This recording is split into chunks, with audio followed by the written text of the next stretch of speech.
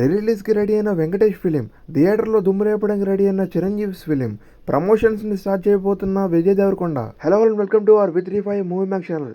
టీఎఫ్ఐలో 3 best updates, highlights ఏంటో ఈ వీడియోలో చూద్దాం. అందుకనే ముందు ఒక స్మాల్ రిక్వెస్ట్, ఇంకా మన ఛానల్ సబ్స్క్రైబ్ చేసుకోకపోతే ఒకసారి ఛానల్లోని కంటెంట్ చూసి నచ్చే సబ్స్క్రైబ్ సపోర్ట్ చేయండి.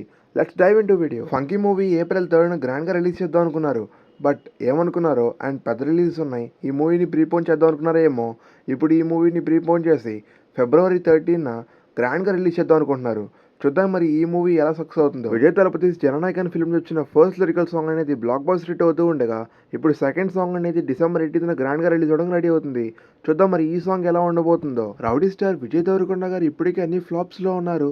అండ్ ఇప్పుడు ఆయన న్యూ మూవీ అయిన రౌడీ జనార్దన అనే మూవీ నుంచి December 18న టీజర్ అనేది రిలీజ్ చేస్తున్నారు.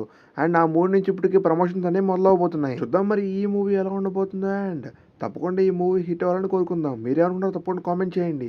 చాలామంది ఐలాండ్ అనే మూవీ కోసం ఎగర్గా వెయిట్ చేస్తున్నారు. అండ్ ఇప్పటికి ఈ మూవీ తమిళ్లో సూపర్ బ్లాక్ బస్టర్ హిట్ అవుతూ ఉంది. తెలుగులో జీ శాటిలైట్ వాళ్ళు ఈ మూవీని సోల్డ్ చేసుకున్నారు. అండ్ సండే 3 PM ఈ మూవీని మన జీదర్లో టెలికాస్ట్ చేయబోతున్నారు.